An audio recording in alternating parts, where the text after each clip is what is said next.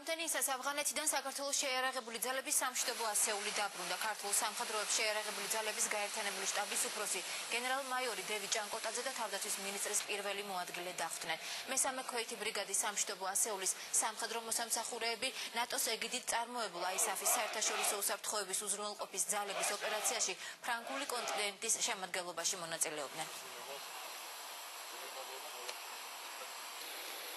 სამშვიდობო ასეული დაბრუნდა ავღანეთის რესპუბლიკიდან, სადაც ასრულებდა სამშვიდობო მისიას. მისია იყო რთული, მაგრამ საინტერესო.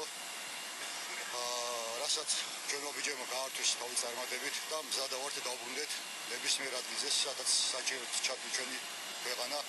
დღეს ჩვენ შევხვდით ასეულს, რომელმაც პირნათლად და წარმატებით შეასრულა სამშვიდობო ოპერაცია ავღანეთში. მინდა აღვნიშნო, რომ ასეულმა მიიღო საკმაოდ კაი გამოცდილება საბრძოლო. საბედნიეროდ ასეული არის ჩამოსული დანაკარგის და დაჭირილების გარეშე.